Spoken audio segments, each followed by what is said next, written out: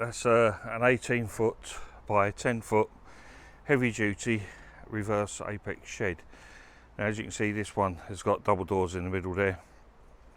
You saw us messing about, well, you saw David messing about with this piece here. So what that is, that's a cover strip. That's because, as you saw, the front of it comes in 3 panels. So where that join and that join is, what we do is we run CT1 behind that join, and then we put a cover strip over the top of it to tidy it up. And we also do exactly the same thing around here, halfway along the back. There you go, there's another one just there. That's got CT1 behind it, it's cover strip over it, tidies it up, makes it waterproof. So let me tell you about this shed. It's like I said, it's 18 foot by 10 foot. It's reverse apex. Reverse apex means that at the front here we've made it a plank taller. That means we can fit the standard 5'10" shed doors into it. This one's got 26-inch doors, and the reason for that is by putting the 26-inch doors in rather than the normal 30s. Sorry, these double doors are normally 26-inch. We can do them 30, but on this shed it gives it a much better look across the front if we just use 26s. So that's what we do. You've got the 3 windows here. These windows are horticultural glass. We can upgrade this to 6.4mm laminated glass, and you saw us running along the bottom here with some CT1. It's clear CT1. CT1 is the only thing that will stick to this this oil finish. The oil finish on this shed, that colour is Baratine's Nourish and Protect light brown. Now on the roof of the shed, we've got 2 kilogram per square metre green mineral felt. Windy day, so yeah, it was a bit of a mission to felt it off. The felt that we use is polyester based, which means it's got a thread running through it. It's got threads running that way, it's got threads running that way. And it's a bit like gaffer tape or duct tape, where the thread holds the tape together. Well, the thread holds the felt together with this. It makes it a lot harder for it to rip. The edge of the roof here, you can't see it, but this edge of the roof here, this is rounded over. We router an edge onto that in the workshop. That basically means that where the felt would normally come down and go boof round the corner, it doesn't. It comes down, it goes round the corner, and it relieves the stress line along that edge of the roof. Stops the felt from splitting. Doors on the shed, well, you can see it's got doors, and at the bottom, the middle and the top, you've got 10-inch zinc plated T-hinges. In the middle of the door there's a zinc plated staple and hard spread to take your padlock, and just a little turn button just to keep the door shut. Inside the shed, there you go, there's a door. You can see that door's all edged and braced, lovely. And then at the bottom of the door there is a tower bolt. I forgot what they were called then. And there's another one at the top there, and we've got to take the screws out. I'll get the boys in a moment to do it.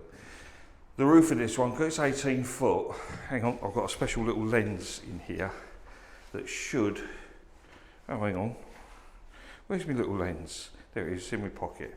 It gives it a wider angle for this. There you go, makes it wider angle. So these are 6x2s running through the roof. Now you saw you had David and Tony up the top there. David weighs in at about 11 stone. Tony reckons he's about 14 stone. I think he's about 14 stone with a wet duffel coat on, but he says 14 stone. They're walking across that roof for impunity. They don't care.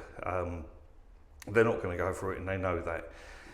The reason why we use these 6x2s is normally on a shed of this size, manufacturers put a truss in that will go from there at the eaves there, right away across to the eaves there, and they'll put 3 or 4 of them in, which means you restrict your headroom.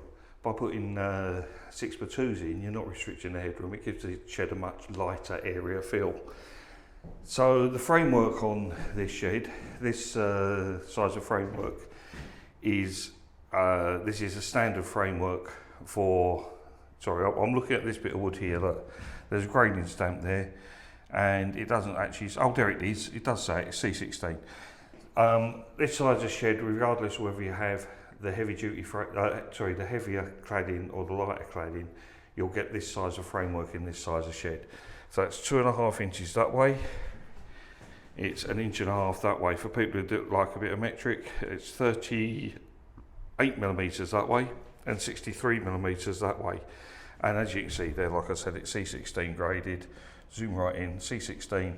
It's dry graded. This is what I use for framework on house. And you can see we don't skimp on framework either. We aim to get the framework in roughly every 2 foot. This being 18 foot, it's got 2 9-foot sections for the roof, so it's slightly bigger space. We've taken it out to, I think it's 26 inch, the spacing at the back here. But it's because it's 18 foot and at 26 inches, it's like 2 inches, 50mm over the 24 inch, which is where we're comfortable. So the roof on it, you can see the roof on this, it's all tongued and grooved. Every plank is nailed into the upright here, it's nailed into the upright there. You've got the framework for the roof, there's one bit of framework up there. Can I point that up? Yeah, look at that. You've got a bit of framework there, another bit of framework on the outside. You've got a 6x2 in the middle, you've got another beam there, another beam there. Every plank is nailed into every piece of wood, none of it's floating. So that roof is going absolutely nowhere. If I zoom this down, oh no, it's tilt, not zoom. Woohoo. So the floor in this is 18mm exterior plywood, so it's a good strong floor. The purlins underneath it are 32x45 and they're treated. I don't know what else to tell you about it. The cladding on this shed, I'll go over to here. So the cladding, you can see here, take that off. You've got, this cladding is Ex16mm, finishes roughly 16mm.